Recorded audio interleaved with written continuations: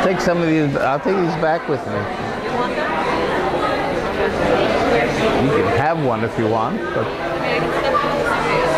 Jewish Voice for Peace is happy to co-sponsor tonight's talk by Jeff Halper from the Israeli Committee Against House Demolitions. As we gather, we're cognizant of the violence being rained on Palestinians on the pretext of looking for 3 Israeli teenagers who have disappeared.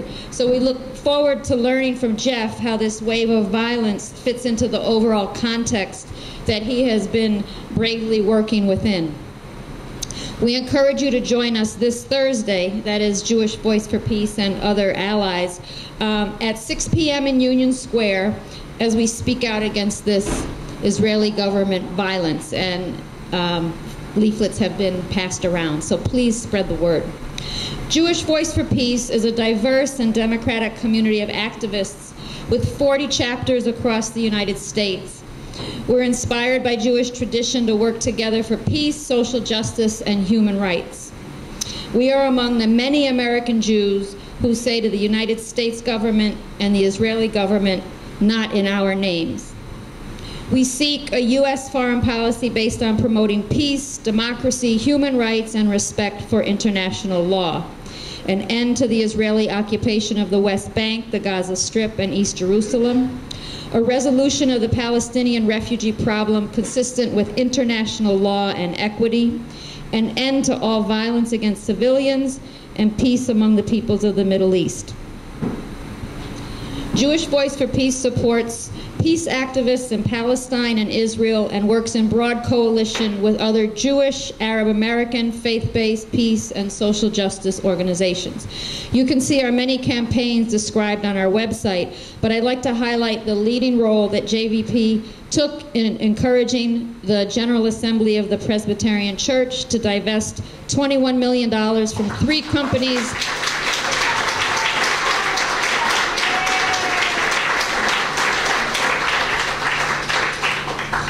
that enforce and profit from the occupation. And I'll just shout out Carolyn Casson from our New York chapter, who was there in Detroit for a week doing all that hard work on the ground. So raise your hand.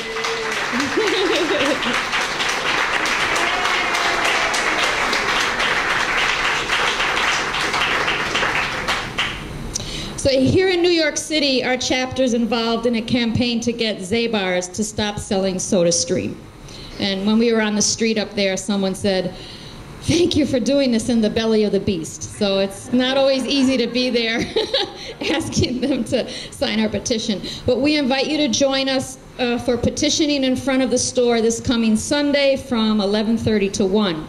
We're also involved in coalitions working against the anti-boycott legislation proposed in Albany and against Islamophobia. So without further ado, we welcome Jeff Halper. Jeff is a longtime anti-settlement peace activist.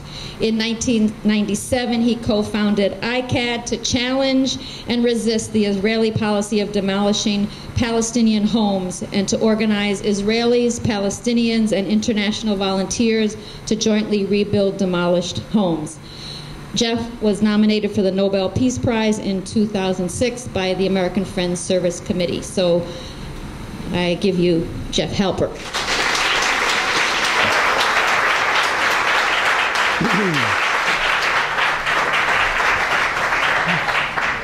Well, thank you very much for that, and thanks for coming. As usual, I know about half the audience, so it'd be great to give a talk somewhere where I didn't know anybody. But anyway, it's really good to see you all, and this is an important time in the conflict that I'll talk about in a minute. I also want to thank JVP for organizing this and congratulate them and the Presbyterian Church on the wonderful work they did in terms of the divestment issue. I should also mention that 2 weeks ago, the Methodist Church, as you probably know, divested from G4S, which is the largest security firm in the world that secures the checkpoints in the West Bank and Israeli prisons and settlements. And so the churches are speaking out. And the Messiah will come, as we say, when when Jewish organization, when the organized Jewish community begins to divest as well. The idea tonight, I think, isn't so much a lecture. I mean, I want to kind of present some ideas and give you a sense of where I see the conflict going. But the idea is to leave a lot of time for discussion. Not just questions and answers, but really discussion and brainstorming, if you'd like. Because I think we're in a very crucial time in this conflict. And of course, this, we can ask the question, why is this conflict so consuming? I mean, there's thousands of conflicts in the world, and as Alan Dershowitz will tell you any day, it's obviously anti-Semitic to be focusing on this one. But in fact, this is a global conflict that really disrupts the entire international system. You can't really compare conflicts, certainly, and suffering. But there are conflicts in the world larger, more in scale, with more bloodshed than the Israel-Palestine conflict. What comes to mind immediately for me is the Congo, that we don't talk about very, very much. These other conflicts, bad as they may be, don't disrupt the international system like the Israeli-Palestinian conflict does. If it was simply a localized conflict between two peoples, it really wouldn't matter to us very much. But it isn't. It has to do, obviously, with the wider Middle East. I mean, just yesterday, it didn't get into the news very much, but Israel attacked Syria. Israel bombed 9 sites in Syria. So obviously the conflict is spreading. It has to do with the wider Arab world, with the alienation of the entire Muslim world from the West. It has to do with oil and energy, security. In other words, it's more and more reverberating throughout the world. And it certainly affects the United States. I don't think Americans are aware of how isolated the United States is in the world. I mean, I think you are, but probably the person on the street isn't so aware of the alienation and the isolation.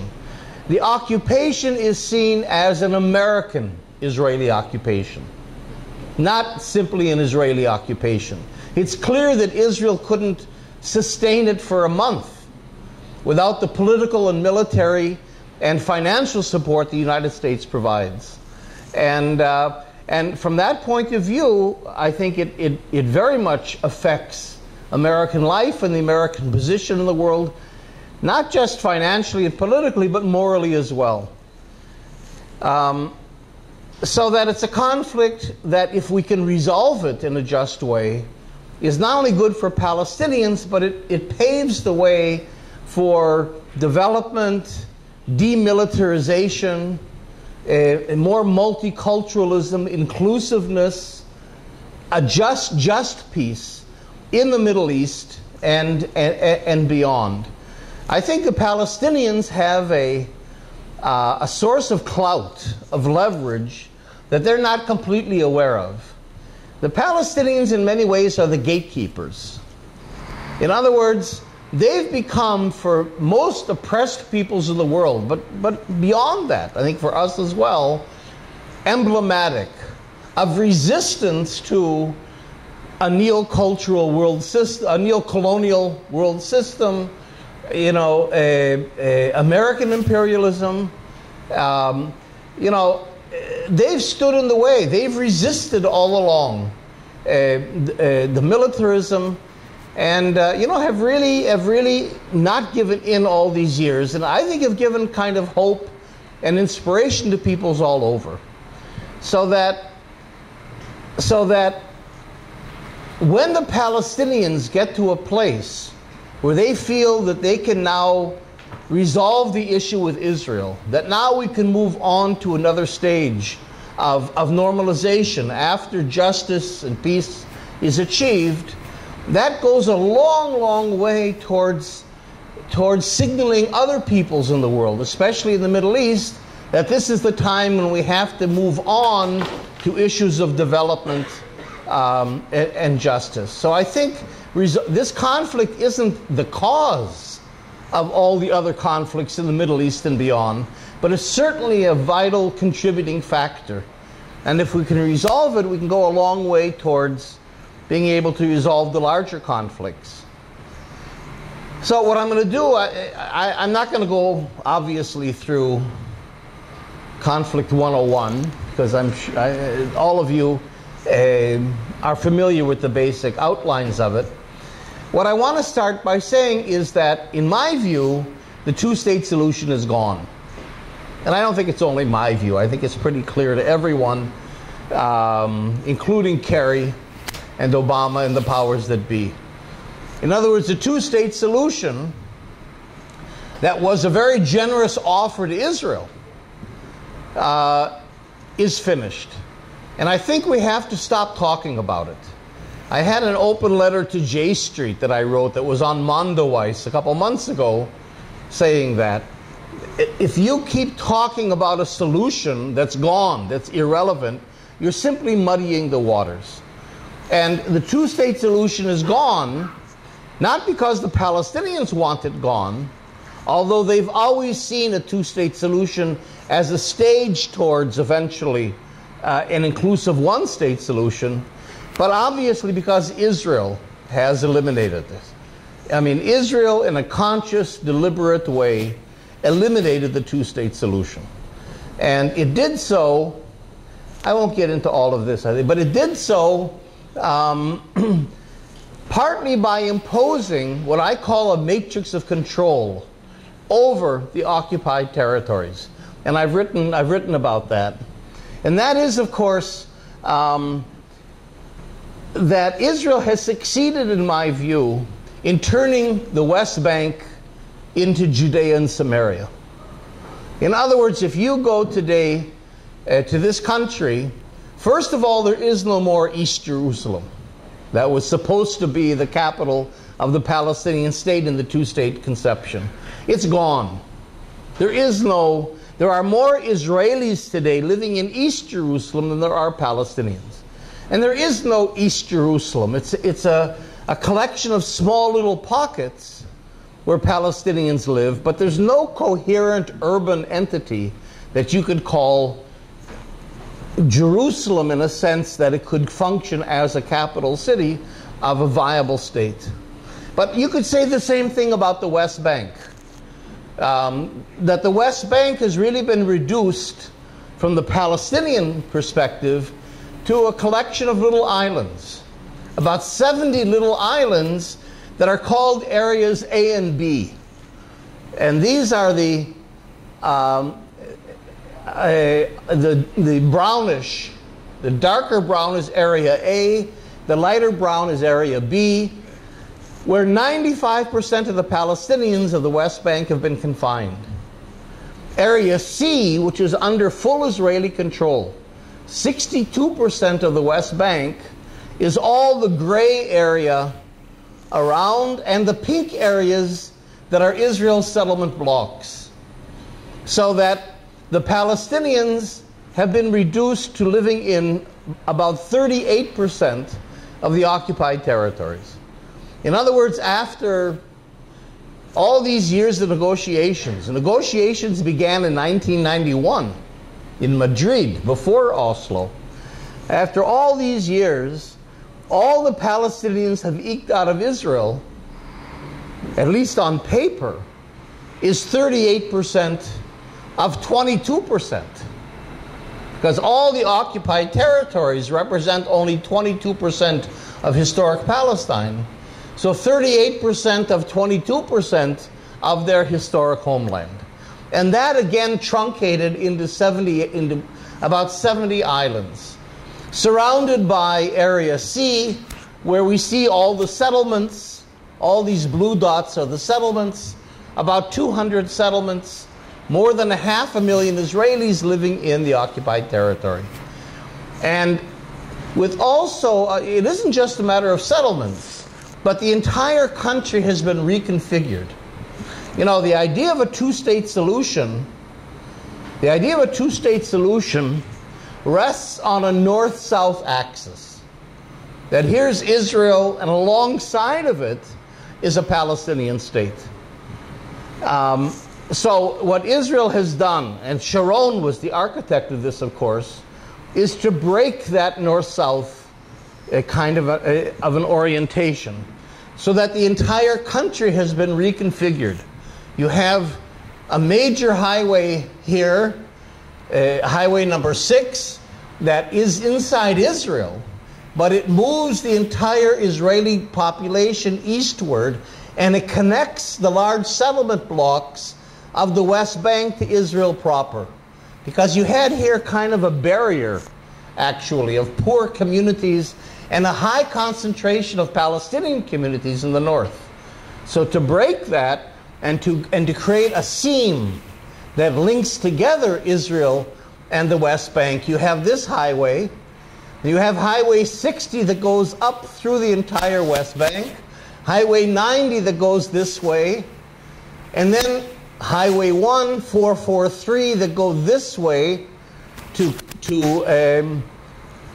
cut the West Bank in half, and then another highway that goes through Ariel further up. So you've created a whole grid system over the West Bank, and that's where Israeli transportation patterns flow, residential patterns, the economies of the cities, so that Jerusalem, that used to be the end of the road, is today the middle of the country. And it's much easier to move Israeli goods from Tel Aviv to Amman than it is from Ramallah to Amman. So that it isn't simply a matter of, okay, let's dismantle a couple settlements.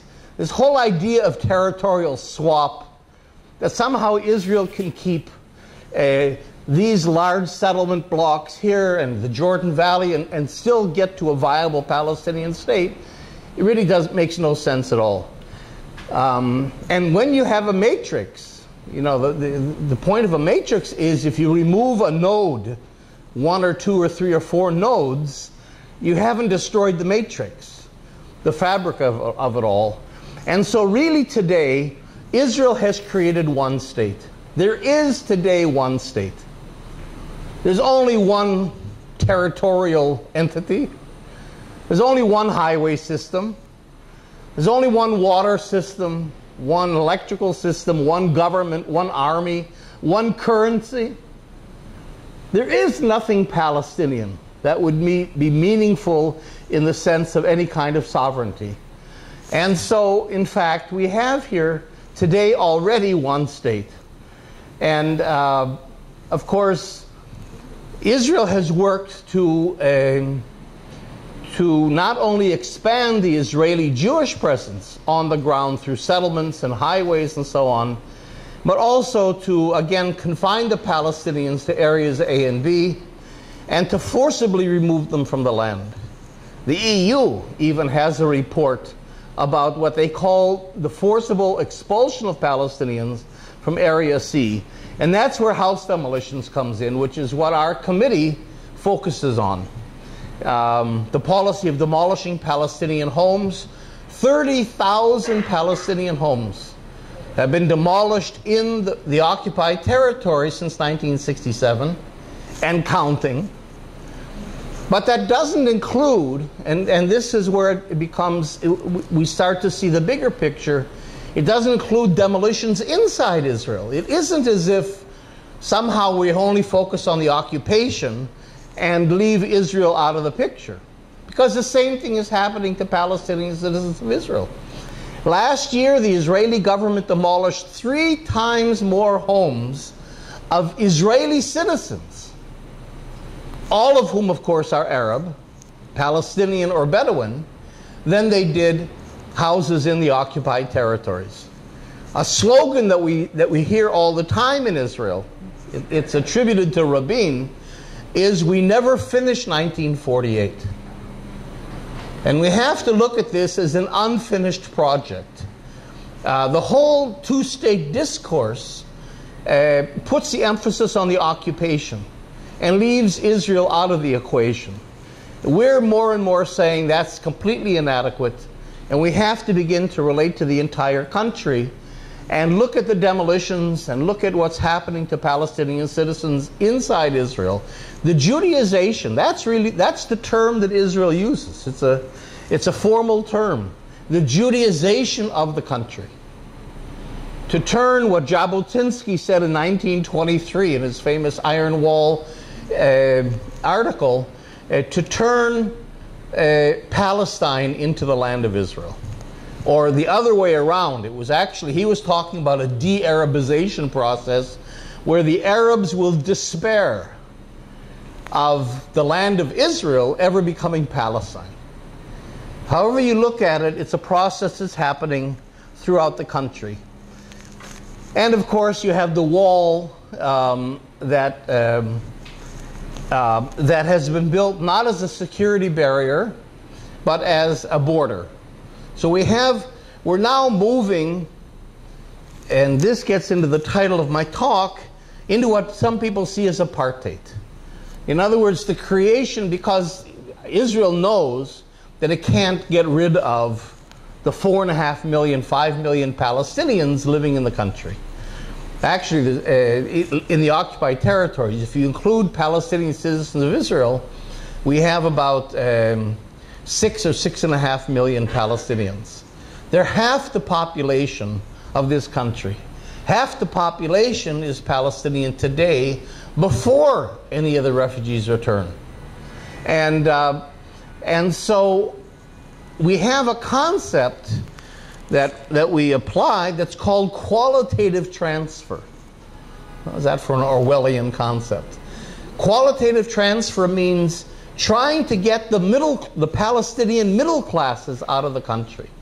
If we can get the educated people out, and the more economically active, the community leaders out of the country, then the rest of the population is much easier to control. And in fact, something like 400,000 Palestinians have left in the last 15 years or so. The overwhelming majority of them, of course, are middle class, and actually Christian. The Christian population that was the backbone of the middle class is almost gone. Less than 1.5% of the Palestinians in the occupied territory are Christians. So that we'll have a population that remains. And so the process was to create a Bantustan. And you can see very, very well the route of the wall and how when it hits a settlement block, the pink areas, it goes around. I mean, you can't tell me that the wall comes to here in Ariel because of security.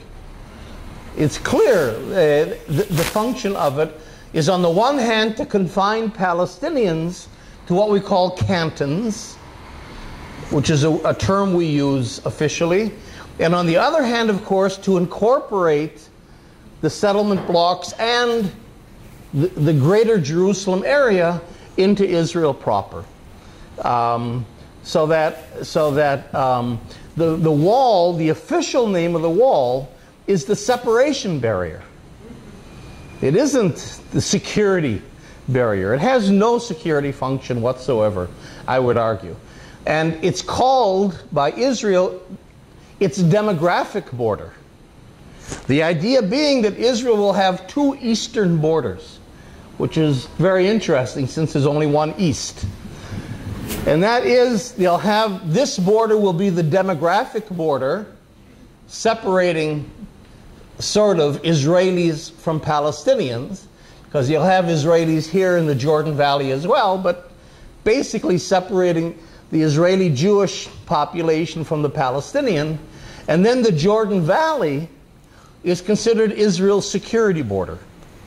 And it will never, ever, and Netanyahu said this very clearly to the joint session of Congress a couple years ago, Israel will never give up the Jordan Valley, that it sees this as a security border. And so the Palestinians get squeezed into the middle, into these cantons. And what that then gives rise to is apartheid. In other words, it's pretty clear how you can get to this map. You don't have to be a rocket scientist, as they say, to get to this map.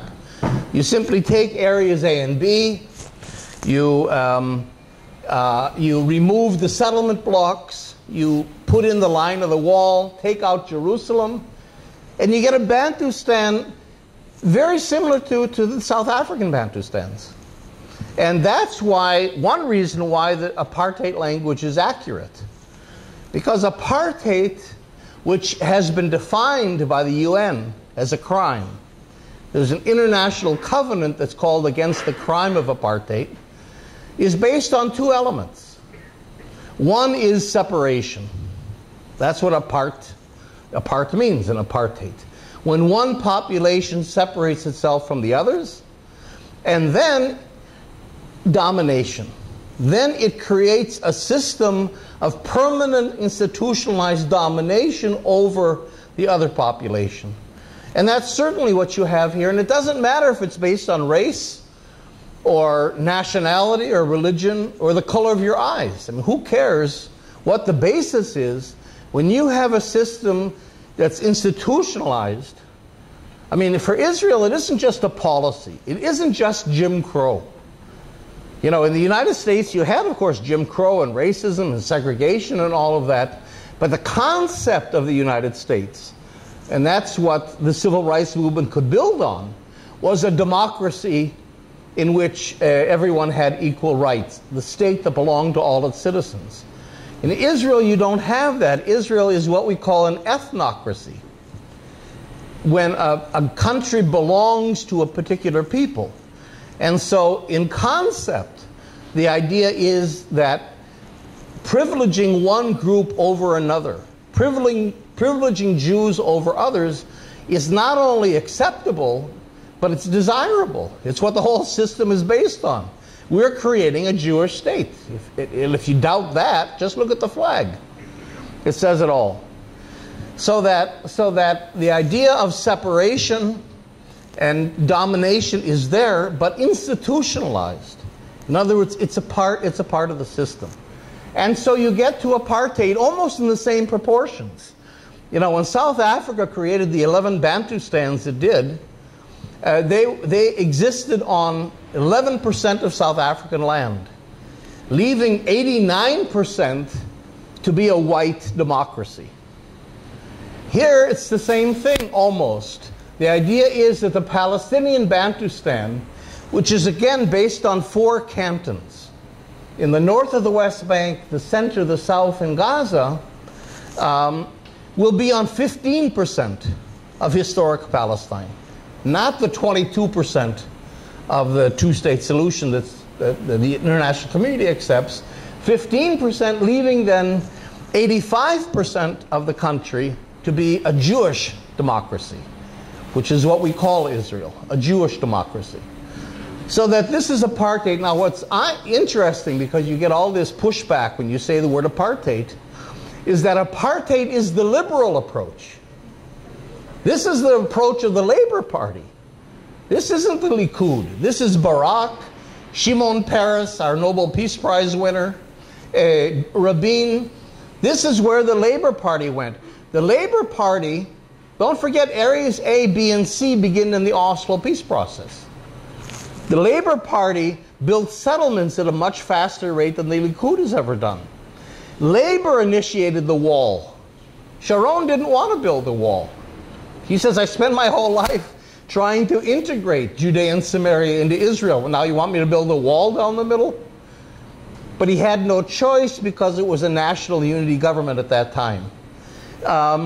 So that, and the settlement block idea, which is what takes out these huge areas from the West Bank and makes them a part of Israel, was Barak's idea from Camp David when he jumped to final status negotiations and had to define Israel's bottom line. So apartheid is really the Labour Party's conception. Well, I want to suggest that there's a situation worse than apartheid. And that's what we call warehousing. Warehousing, some of you know this concept. It comes out of the American prison system, where the United States has about 5–6% of the world's population and 25% of the world's prisoners. and they're warehoused. They're not just imprisoned, they've disappeared. They're gone. They're somewhere, we don't even know where they are. They're not an issue, nobody cares. You're not going to get elected to Congress on prison reform. And they're inmates. They're wards of the state. And if they dare riot, because we use non-political language for prisoners, if they riot, the guards have every right to suppress the rioters. I would submit to you that that's exactly the way Israel looks at the Palestinians. It has never ever, and this is something to keep in mind, recognized the existence of the Palestinian people in any form. We don't even use the word Palestinian in everyday speech in Israel because it gives too much distinctiveness and recognition and legitimacy to another collective that has competing claims to ours. So we talk about Arabs in a very undifferentiated way. And Israel has never recognized the national rights, of course, of Palestinians. All it did in Oslo was to recognize the PLO as a negotiating partner. And that was it. There was never a promise of a two-state solution. Israel has never worked towards a two-state solution. So that, in a sense, the Palestinians have never been a side. There have never been negotiations, even in the brightest days of Oslo. Israel has never really sat across the table and considered the Palestinians a side that we're going to negotiate with and compromise with and listen to. It was never. And if you want a great description of that, Uri Savir, S-A-V-I-R, has a book called The Process. He was Israel's chief negotiator in Oslo and the Director General of the Foreign Ministry, and this is the way he presents the so-called negotiations. Moratinos, who later became the Foreign Minister of Spain, called them non-negotiations. And so what does that mean then? It means that Netanyahu's idea is to warehouse the Palestinians.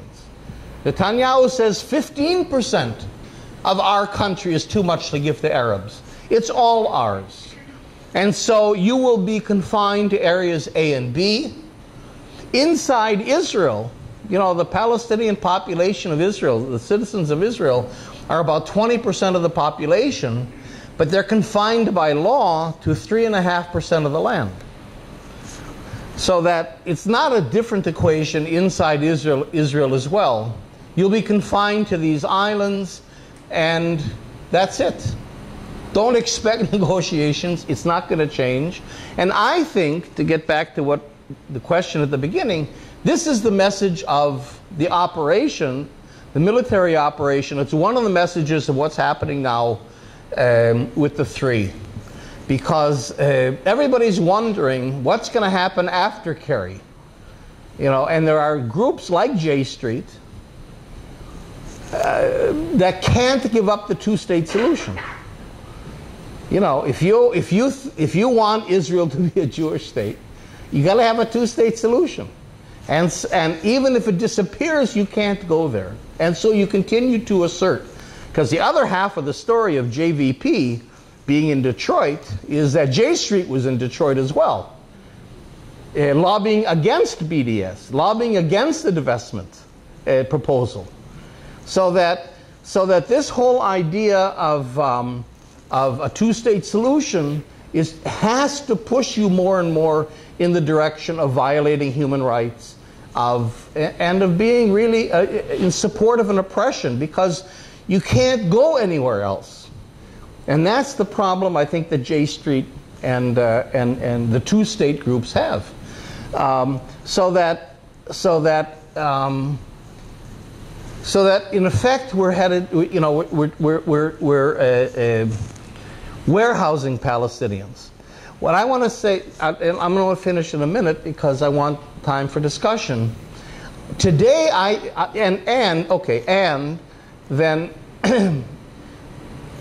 To genuinely finish any political process, any illusions Palestinians might have in a Palestinian Authority of continuing anything. You have, I think, that the operation, it's a military operation today that Israel, of course, opened with the disappearance of those 3 young people. And it's completely political. It has nothing to do with and Israel says so openly. The Alon says openly it's a military operation that has nothing, I mean, a byproduct would be nice if we could find the kids, but that's not why we're doing it. We're doing it to break Hamas, to break the national unity government, and I think to convey the message to the Palestinians that this is it. Zero tolerance. And in a sense, it's a kind of a provocation, because it's really saying to the Palestinians, all right, we're going to come down on you hard. I mean, Israel's talking about breaking the will of the Palestinians. I mean, it's very open about this. And let's see who comes to your aid. You think you can politic us? You think you have supporters? Let's see. And Israel does this all the time. I'll just give you one little tiny example without getting into details. Biden is the Zionist voice in the administration, among others, but he's the Zionist voice. Here he's in Israel. You remember this a couple of years ago. And as he's in Israel, Israel announces the building of, I don't know, 1,500, 2,000 new housing units, completely humiliating them. So people have journalists asked, why would Israel do that? Why would Israel humiliate its main voice in the administration? I mean, isn't that a stupid thing to do? And I think the answer is no. Israel was doing what, Brooklyn cab drivers do. The thing about, oh yeah, let's see you do something about this. What are you going to do? What are you going to do about it? That kind of a thing. So if you remember, Biden went home, was very upset. Obama was very upset. Called Netanyahu onto the carpet. If you remember this, a midnight meeting with Netanyahu, no photographers, read him the Riot Act. And a week later, both houses of Congress sent Obama a message saying, lay off Netanyahu. Almost unanimously. In other words, when there's a conflict between the President of the United States and a foreign head of state in Israel, Congress sides with the foreign head of state against its own president, and the Democrats against the head of their own party. And that was the message that Israel wanted to give to Obama. Don't think you're calling the shots. Look, we created this provocation, you got upset, but Congress backs us. And I think this is the message also of this campaign now to the Palestinians, and in a sense to the world, to the Europeans as well. We can flex our muscles. We can do mopping up. We can break the will of the Palestinians. We will take over. We will warehouse them. And let's see what you're going to do about it. Let's see, that famous story, some of you know it, about Stalin. Remember in World War II, I can't remember, Stalin was going to do something, and his advisor said, the Pope's not going to like this. And he said, how many divisions does the Pope have? So in a sense, I think this is a challenge. How many divisions do the Palestinians have? How many divisions does international law and human rights have? How many divisions does JVP and ICAD and other groups have? Let's see you. And so that's why it's important that we go out and speak. But it really is, I think, a challenge to all of us, because I think Israel feels that they can win. It's still a win-lose equation, and if you think you can win, you don't compromise.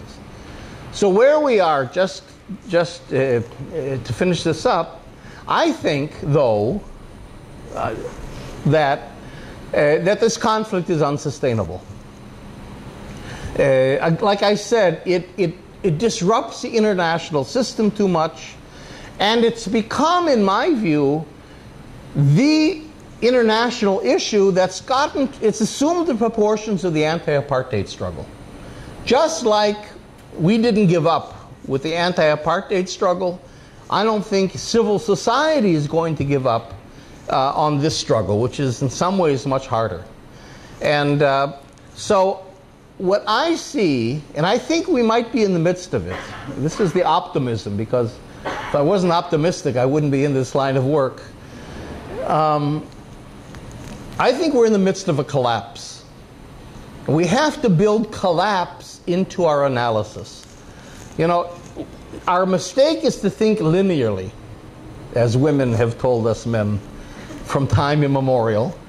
You know, the idea that there's a problem and then you do 1, 2, 3, 4 and you get to a solution and you're out. And so we're still thinking in that way. What comes after Kerry? How do we revive? But in a linear process, you get to an end at times. You're stuck. You can't go on. And I think that's where we are. I think we're at the end. We've exhausted everything.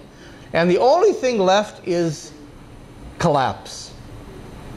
By collapse, I mean, I think the Palestinian Authority is in the process of leaving the scene.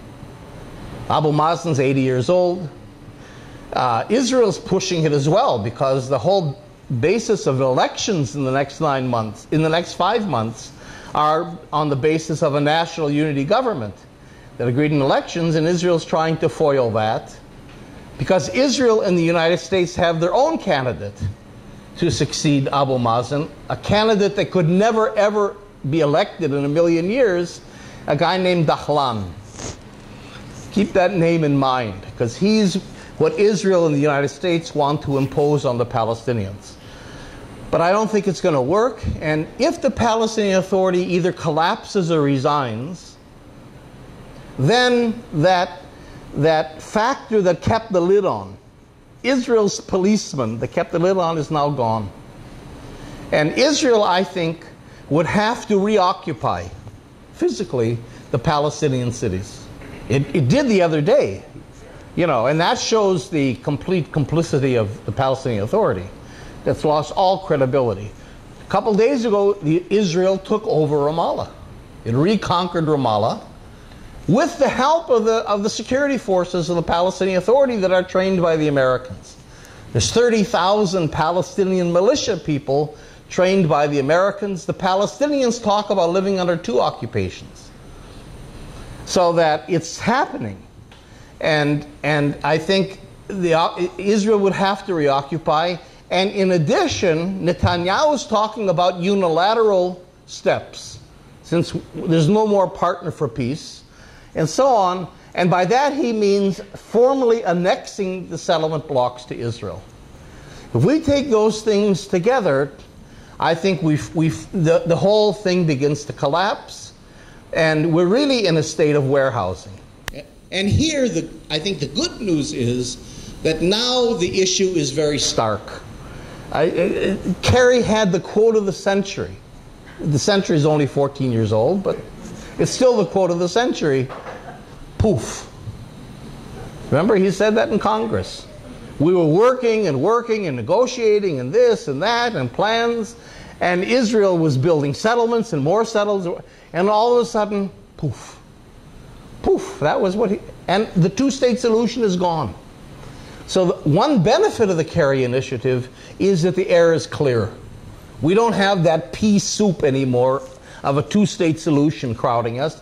I wish that J Street would get beyond that and start really dealing with how do we now move to something new. So the 2-state solution would be gone. You have raw, naked occupation with the going of the Palestinian Authority and the reoccupation. And then we can begin to think about where we're going. And where we're going, I think, and we can talk about this later if you want, has to be towards a 1-state solution. I'm talking about a binational democratic state, and I even have some models that I prepared. The problem we have now is that I'm not a Palestinian. I can't go out and advocate for a solution. It's not my call. It's the Palestinians' prerogative. And the Palestinians, I think, are in a transition. First of all, they're exhausted. Second of all, they've got the dead hand of the Palestinian Authority on them. They're very fragmented. But also, I think that it's a very difficult thing for the Palestinians to shift to a one-state solution. This isn't just a technical thing of saying, okay, the two states gone, the default is one state. No. Because the two-state solution, as inadequate as it might have been, was still a culmination of a national liberation struggle. For 100 years, the Palestinians have been involved in a national liberation struggle for self-determination that at least would have given birth to a small, truncated state, but a state. If you give that up, you give up the two-state solution, you're giving up a national liberation struggle. And the struggle shifts into a civil rights struggle. And now, if we're talking about one state, unless we're talking about expelling all the Israeli Jews, that I don't hear, I don't think that's an option. Hamas maybe, but even Hamas doesn't go there. You're talking about a one state that's binational. You're talking about one state in which now you're locked into a state with your oppressors. It's not Palestine anymore. Your oppressors are stronger than you are, educationally, institutionally, economically, even militarily. And I think for Palestinians to begin this whole process again, and at the same time assure Israeli Jews that they'll be safe, it's okay, I don't think they're really there yet. And so we're in a situation where we're stuck. We have to wait on the Palestinians, and hopefully they'll be doing this in consultation with us, critical Israelis, beginning to move to a new solution. The problem is that process isn't happening in a vacuum. I think the collapse is happening. And I think the Israeli attack on Syria, the Israeli operation now in the West Bank, is a part of that. So that the collapse could happen in the next month. Could happen in the next week even. It could happen in the near future. And what happens, I wrote an article once called Collapse with Agency. What happens if the collapse occurs and we're not ready? The bad guys have a lot of plans in the drawer. So I'm sort of trying to prod our Palestinian partners to begin to brainstorm and strategize and begin with us to formulate a new way out of this conflict. But we're not really there yet, and that's what makes it, I think, a difficult struggle. So what we have to do that are not Palestinians, of course, is what we're doing. We have to keep resisting. We have to keep focusing attention on what's happening. We have to keep the conflict on the map, and to get through this period of transition until we can really begin to advocate for a just solution. So I'll maybe leave it at that, and we have time for discussions and questions.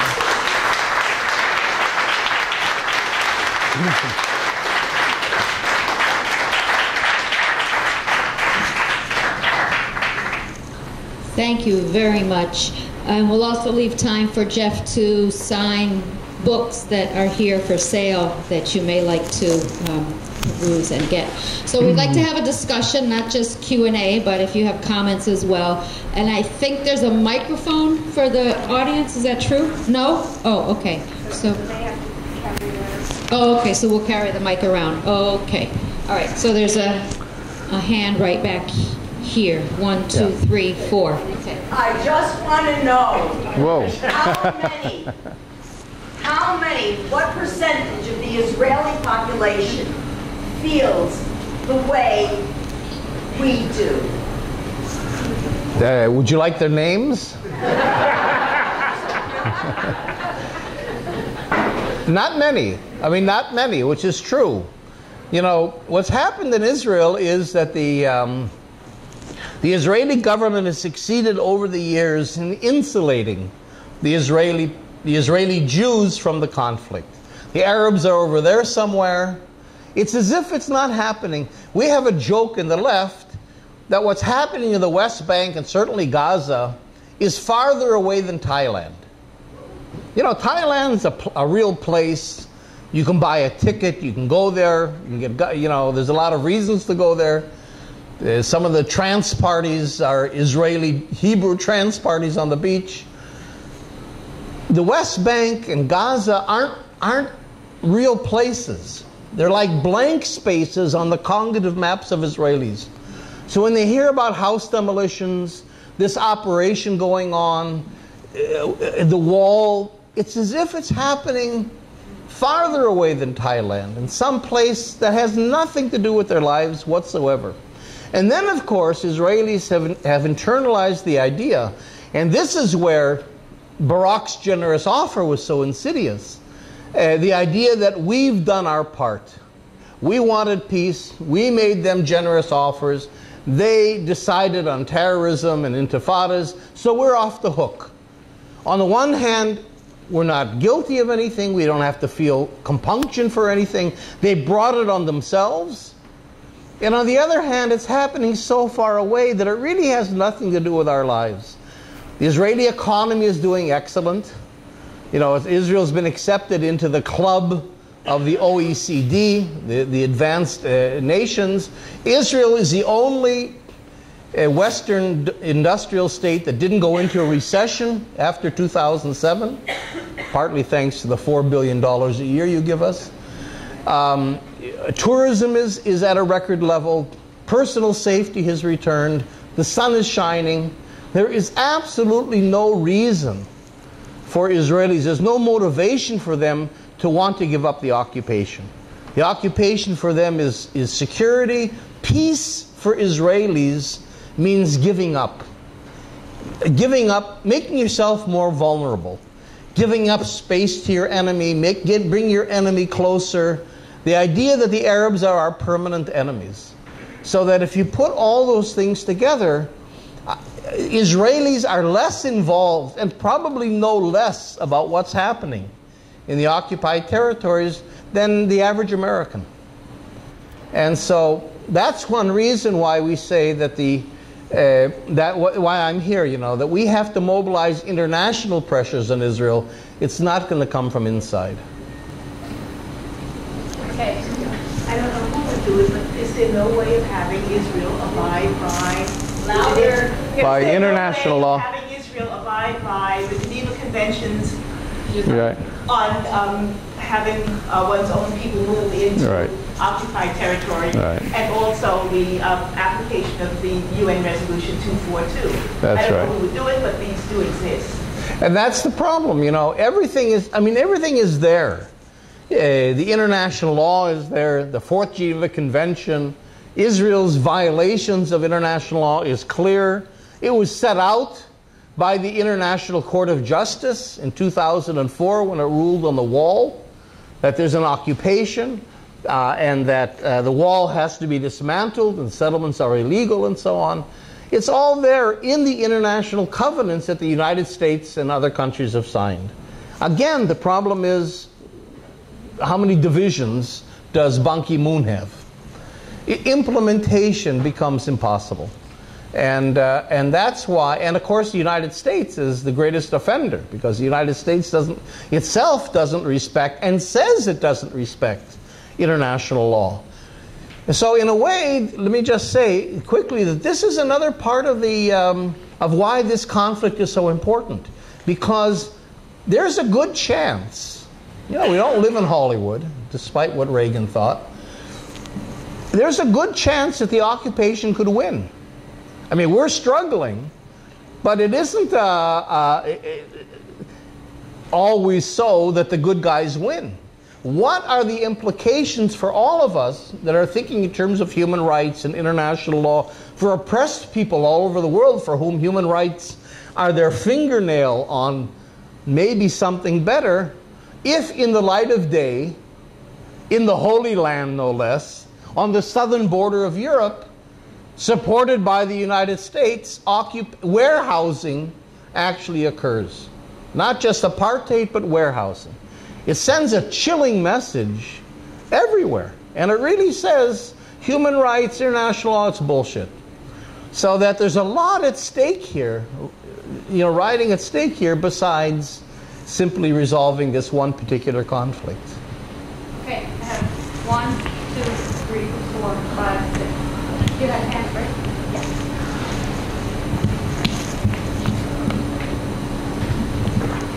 Yes. Just a quick comment about your comment about the analogy with prisons. I think that the Israelis have a big advantage, which is that it doesn't cost as much as our prisons. Just thought I'd mention that. However, that's not my question. My question is that you sort of talked about the idea that if people converted more to a one-state solution idea, it becomes a civil rights issue. Yeah. And that really made me think about the civil rights movement in the U.S. And one of the things that I think was a breakthrough there, same with the Vietnam War, I think, is that people saw on television, these little kids being, napalmed or, water hose. Or the little kids from school being attacked. Right. And so. All those things. I mean, that really made a difference. I have to say, I don't think that makes a difference to people anymore. I think people have seen way too much, and I'm just wondering what you think would boost some successful effort. I think occupiers win a lot of the bad guys win most of the time. So that's right.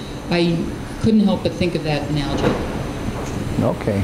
No, I think that's a good comment. Okay, Svea. Just wondering, I'm wondering if you can add a few sentences about the Golan Heights that you didn't mention. Right. Well, the Golan Heights, of course, are in a way another issue. They're not a Palestinian issue, but they have to do with, there were about 170,000 people displaced from the Golan Heights in '67, and it's become a fairly permanent occupation on its own. I don't know,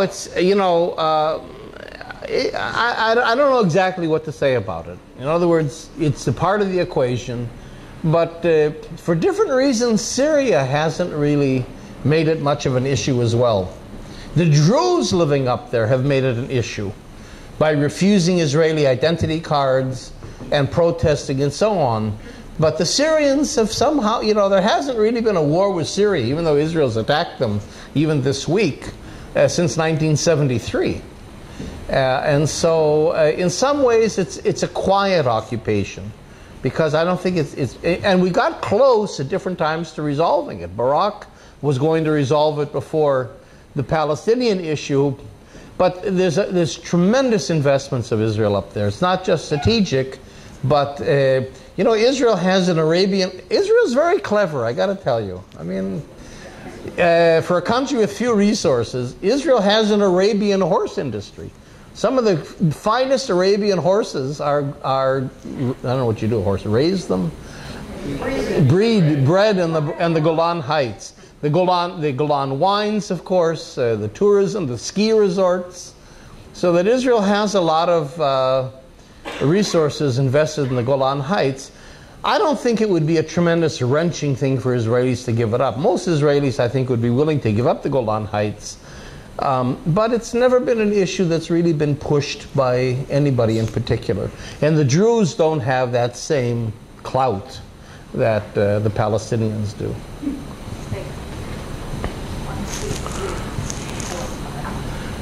So, Jeff, thank you so much for joining us today. We really appreciate it. It's great to see you again after so long. Professor Daniel Bartal has described the political psychology of many Israelis as one of siege mentality.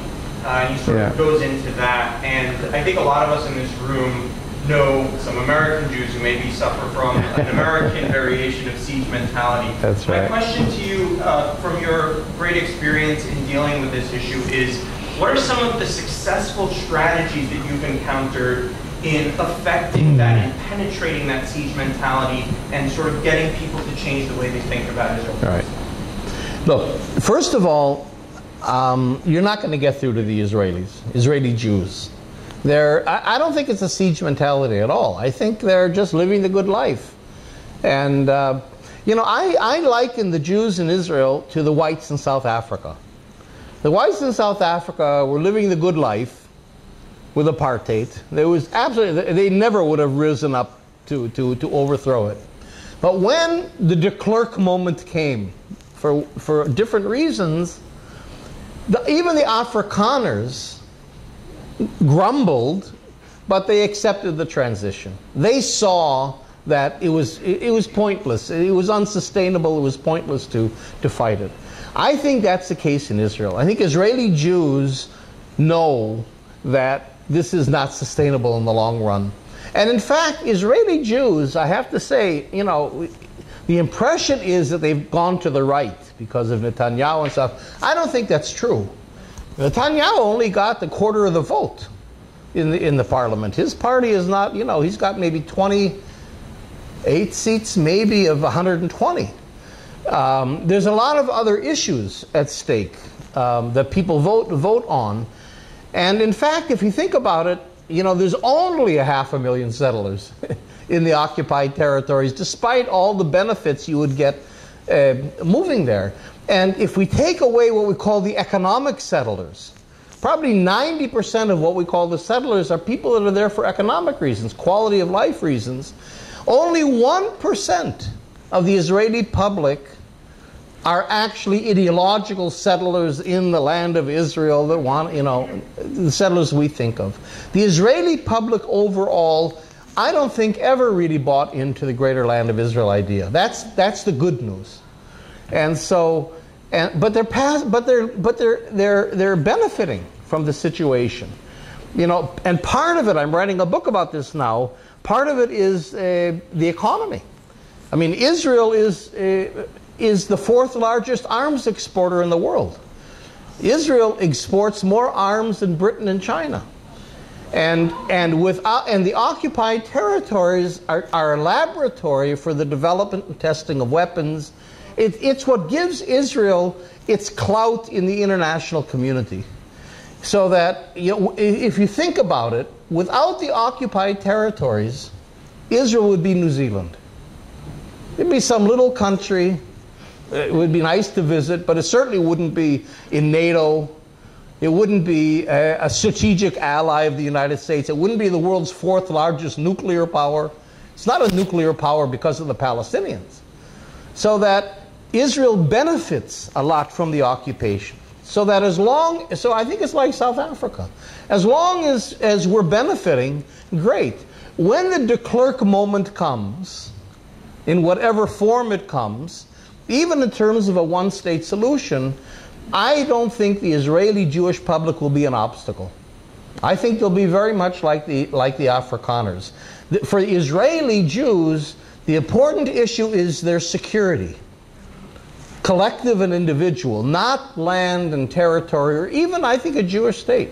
If we can formulate with the Palestinians an inclusive one-state idea, in which, like the ANC did with the Freedom Charter and the Constitution, so the Afrikaners could go along with transition because they knew that in the future South Africa there was a place for them. If we can ensure Israeli Jews that there's a place for them in the new country, now one question is, what would this country be called? And I think you could call it Palestine if you spelled Stein, S-T-E-I-N.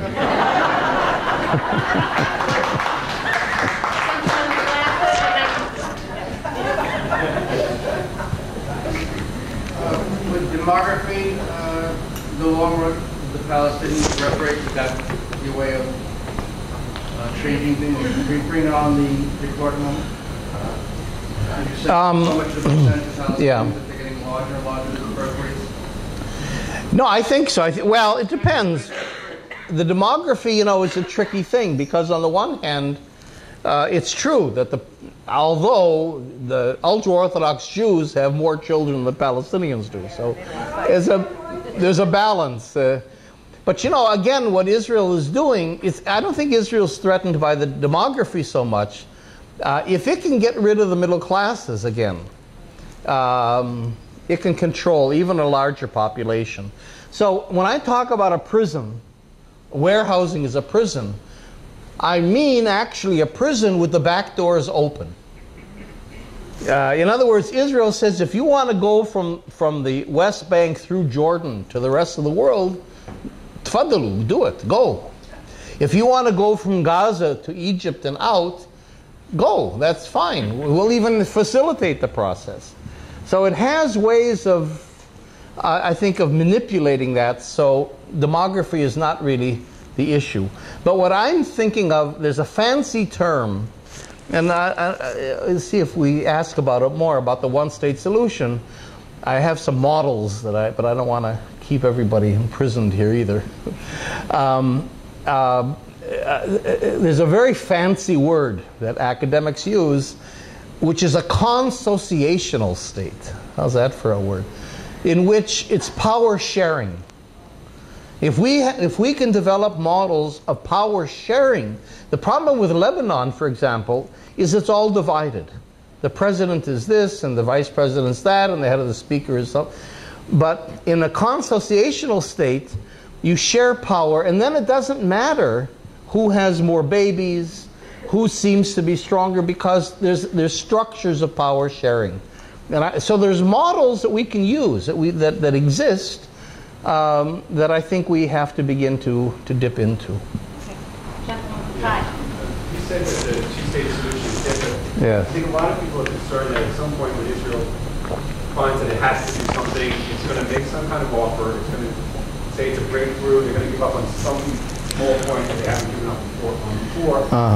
You're going to see a lot of pressure from the U.S., from the media saying, oh, Israel's made this great breakthrough, they're offering something new. That's right. And then the Palestinian Authority just seems desperate to take anything that Israel has offered in the past. That's right. It's going to want to take it on the table, and then you're going to have the situation with the Palestinian authorities taking this generous offer, generous offer Mark II, and then the Palestinian people have the situation with the Palestinian authorities. That's right. Ramada on this. So that is a lot of people's fears that that's what you're going to do at some point. That's right. And do you think the Palestinians are ready for that? Are they? I don't think the Palestinian authorities, but are the Palestinian people ready for this generous offer of Mark II and how to react to it? All right. Look, I think, first of all, our job as civil society is to keep the process honest. We have to be the watchdogs to be sure that Israel doesn't do what it did in Oslo, pull generous offers, pull these fakey things that in fact institutionalized apartheid and so on. I think that's part of our job, and I think there is today a critical awareness. I don't think Israel's able to do that anymore. I think everybody's on to it, and I mean, that's also some good news. I don't think that if people see Israel as this innocent, peace-seeking democracy anymore like it used to. So that's a part of it. I'm predicating, I guess, my hopes and my prognosis on the fact that the PA is going to leave the scene. I don't think with a Palestinian Authority, you could ever. It's an Israeli-American creation, and its job is to be Israel's policeman. The problem is that the Palestinians don't, or let me put it another way. There's a very interesting idea that's gelling a little bit in the Palestinian community. The only mechanism the Palestinians have of really representing all Palestinians in the world and of making these strategic decisions and of negotiating in a way that really involves everybody is through the PNC, the Palestinian National Council of the PLO. That was the organ that really represented everyone. And there's beginning to be, Abu Mazen is opposing it, of course, but there's beginning to be a little bit of a movement. And actually, I think Jimmy Carter is involved in trying to help this along, of trying to have worldwide elections again for a revived PNC. And if that mechanism came into being again in a meaningful way, so the voice of the refugees is heard, and the voice of all the Palestinians, not just those in the occupied territories, is heard, then I think you'd have a much more meaningful and you would have a real process. And I guess this is where the Jewish community would come in on the other side. You know, Israel, I don't think, has to see this as a threat. It's true. Now, I think we have to be honest and say it. Israel cannot remain a Jewish state. And it can't remain a Jewish state partly because you can't have ethnically pure states in the 20th century. That's another issue. I mean, there's 60,000 African asylum seekers in Israel besides Palestinians. But also, Israel, again, Israel is the one that decided to incorporate the entire land of Israel. So that Israel has to become multicultural. And so in a sense, if we want to reframe it in a way that Jews and Israelis could live with, there was a movement in Zionism that was called cultural Zionism. Buber, Ben Yehuda, I mean, some pretty big names. The father of modern Hebrew, Einstein, Judah Magnus, the president of the Hebrew University, Henrietta Zold. How's this for Hadassah women? Henrietta Zold was a part of this. That said that we want to revive our national Hebrew, let's say Israeli identity, our language, universities, and so on, but we don't need a state to do that. And in a sense, political Zionism of Ben-Gurion has kind of exhausted itself. It's a dead end. And now, just like with South Africa again, when apartheid ended, the Afrikaners didn't disappear. There's still Afrikaner universities and literature and so on. The Israeli Jews are not going to disappear. The Hebrew University is not going to close. But it'll be, and so if we can phrase this as a challenge, where cultural Zionism becomes relevant again, and begin to imagine together with Palestinians how we could create an inclusive state, that would really be an exciting thing, I think. You were going to, I'm sorry, Carol, Naomi, okay. person back there, and then... Okay. I know the problem's my answers, not your questions. First of all, I think it's a mistake to say Israel and the occupied territories because all of Israel is occupied territory, in my opinion. But on the other hand, I think that it's really an era. I think it's sort of utopian on your part to think that that Israel can turn into a South Africa, because in fact we don't want Israel to be a South Africa. South Africa is still controlled by the whites. The economy is controlled by the whites. Right. 34 miners were just shot down in 2012 for going out on strike. The blacks still don't have electricity. They still don't have, you know, but in addition to, so we don't want that for the Palestinians. Right. And in addition, the Jews in Israel, and you say that maybe that Netanyahu only has 22% of the vote or something like that. On the other hand, you have these asylum seekers that were beaten up by Jewish fascists, essentially, who called them nigger, who said, go home. I mean, the Israelis have become incredibly racist people.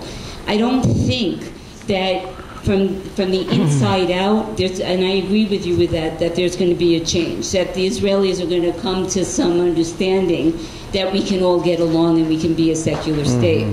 Israel has to be overthrown. I don't think there's any choice about it. They're not going to give in, and it's going to have to come, I believe, through a socialist society, through a socialist revolution. Not only... And the Israeli workers, I believe, have a stake in overthrowing this, although I don't think that they see it yet. But it's going to have to be the international working class that's going to have to say no more to this racist Israeli society, and that we're not going to be able to have a secular state that's based on capitalism, because ultimately it's going to turn into a South Africa, which is not going to be any different.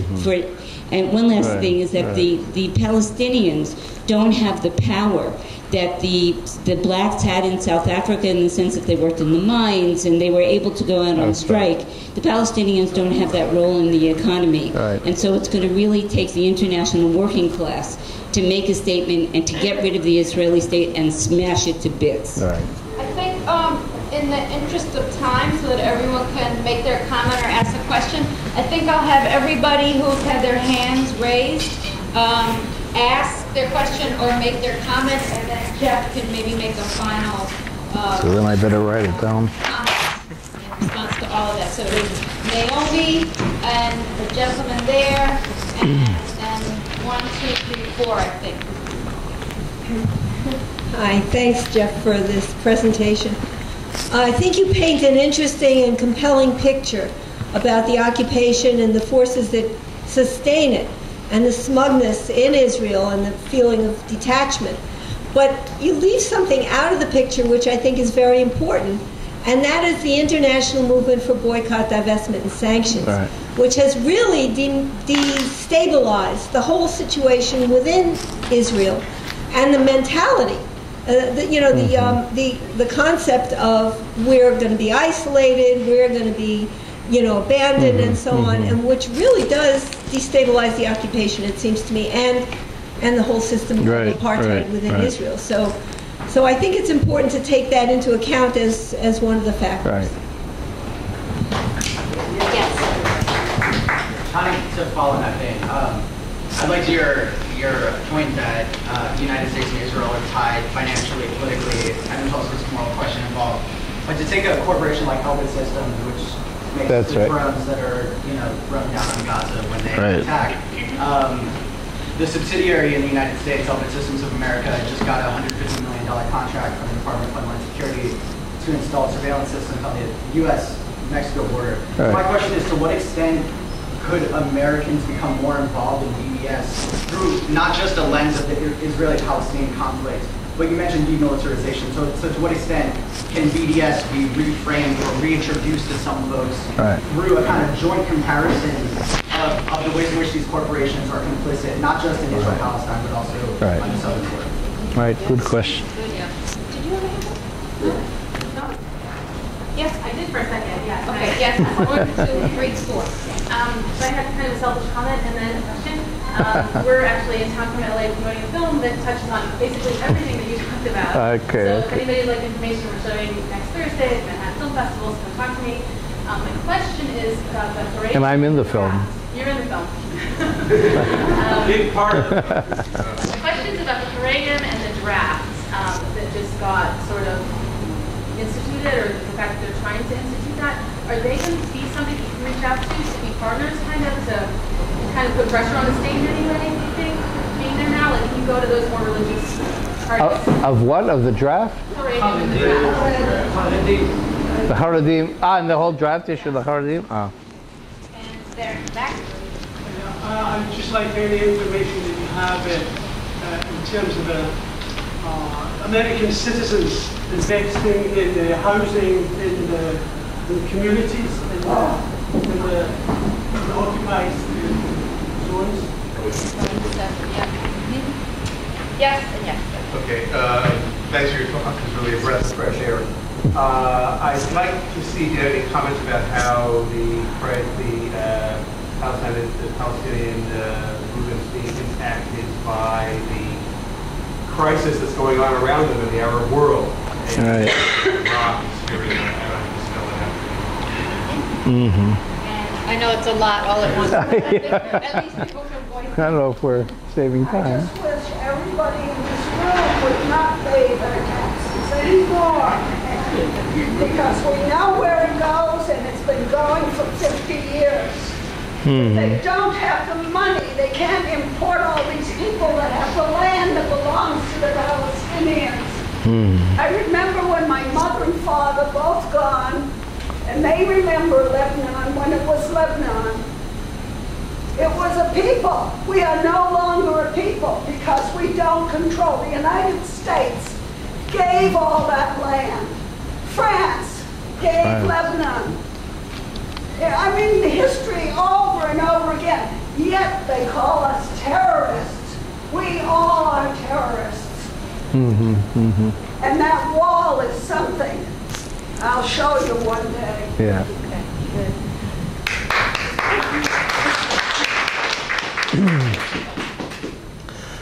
Well, okay, I have, let me just take just a couple minutes. And, this is, I'm not going to get into this. Yes, I'm sorry.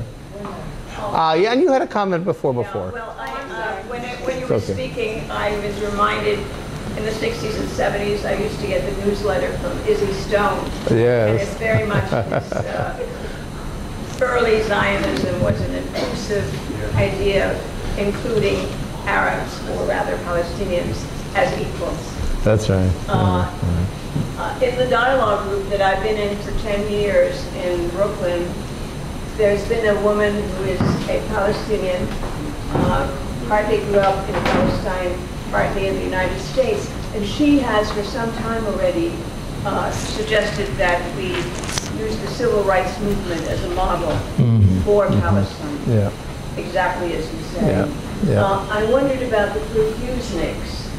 Are there still young people refusing to fight in the territories?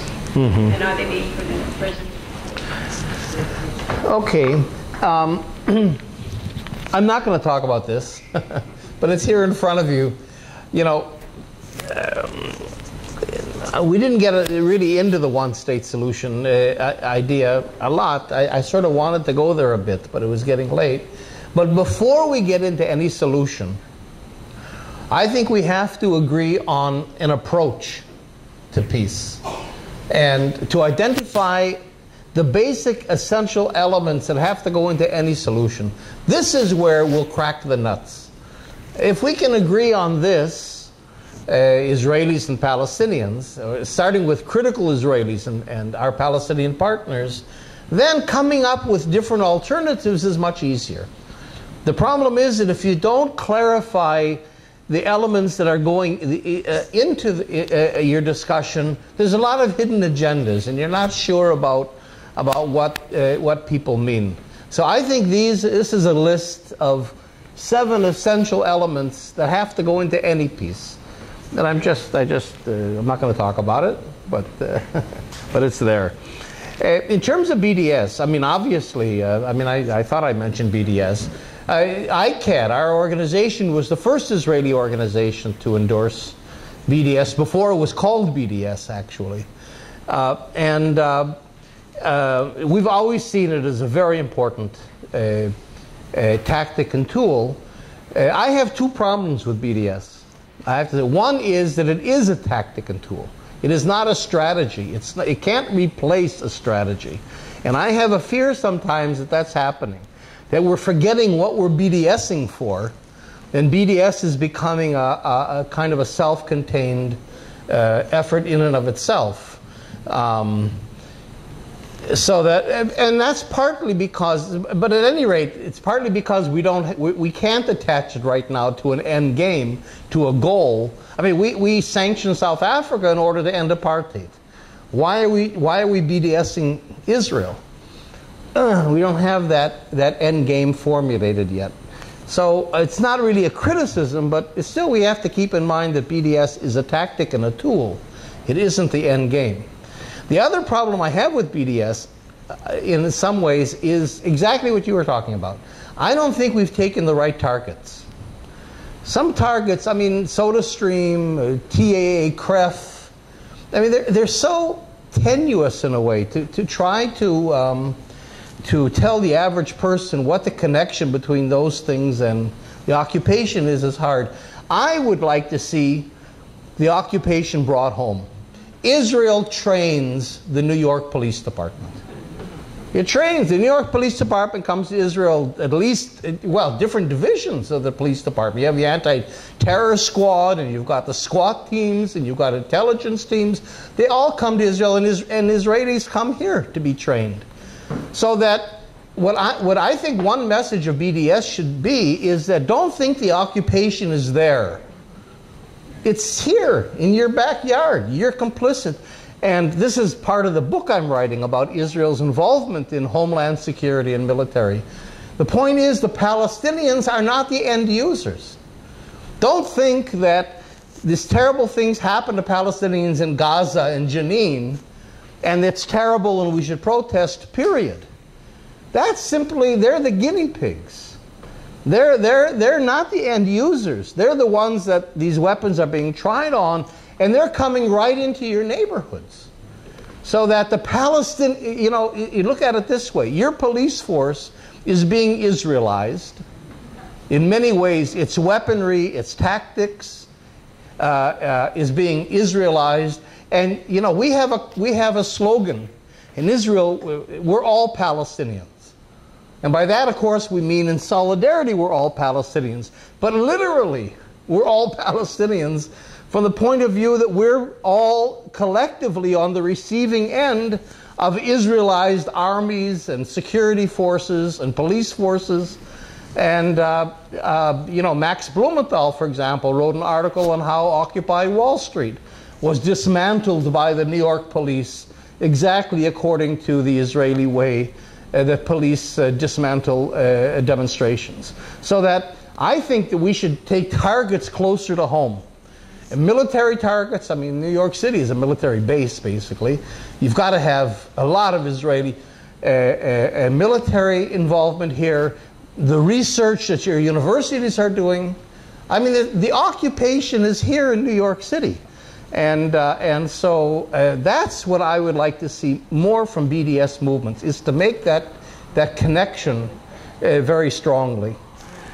Otherwise, you know, the other comments I can just say quickly, in terms of the Haredim, the ultra-Orthodox in Israel, they're completely sort of out of the picture. They're not right, they're not left, they kind of have their own agendas. And it's just a political ploy of Yair Lapid's party, this yuppie middle-class party.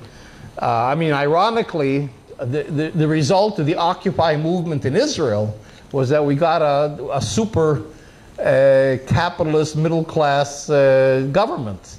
I mean, that instead of the Occupy movement getting stronger, it strengthened Yair Lapid and this middle-class thing. And it's just demagoguery.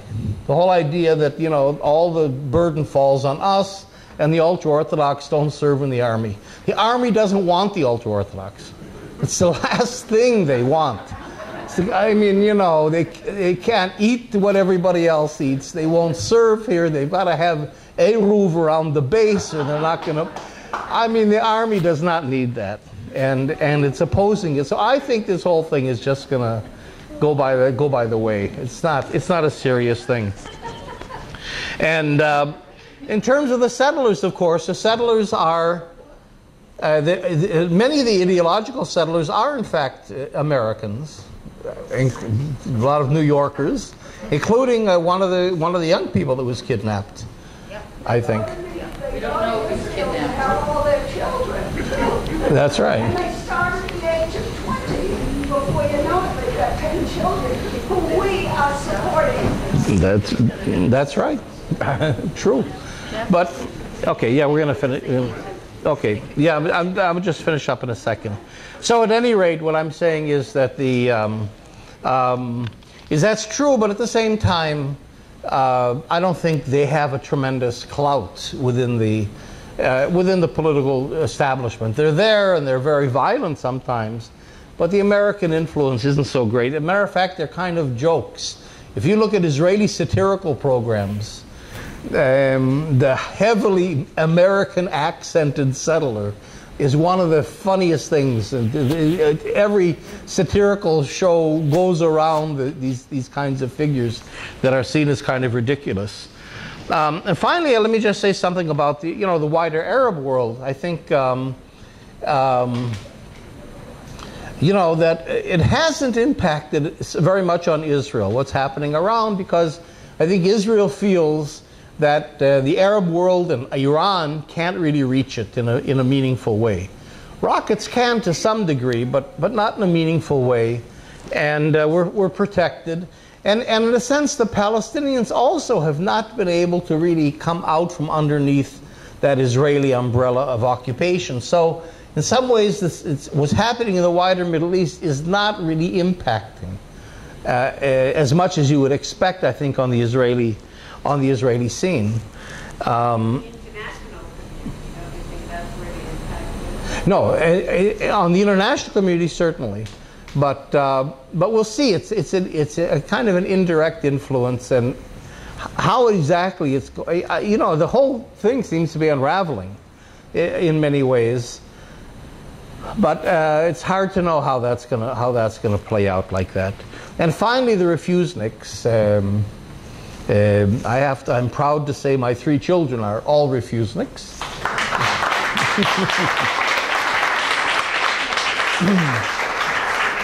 And these are really wonderful young people. You know, my son, my youngest son, went in for 3 months into prison. That at that time was the longest. But now they're keeping some of these kids for a year and a half. And it's very difficult. I mean, it's really a torture in a way to our own kids. You know, because you don't get put in for a year and a half. If you were sentenced for a year and a half, okay, you know you're in for a year and a half. But every 28, you're sentenced for 28 days. And then at the end of 28 days, you're let go and rearrested if you don't go back into the army. And then another 28 days, and you're rearrested and retried and go back. And it goes on and on. There's no mechanism to get out because Israel has no conscientious objector status. And so you simply keep serving until the army decides to bring you in front of a committee that judges you unfit for military service. And it's arbitrary. So it's really, you know, I know my son was getting kind of towards the end of his rope after 3 months. So imagine these kids, including one fellow, Omar, who is a Druze refusnik, who served, he just got out after almost a year in prison. So these are really brave kids that deserve a lot of support. There are not very many. There's not very many. There's a handful. They're really a handful. And there's an organization called New Profile in Israel that really works with the draft resistors and publicizes their cases and so on. So they're great kids and they become very important activists, but they don't really represent any meaningful movement within Israeli society towards refusing the draft. So I want to thank you all for coming.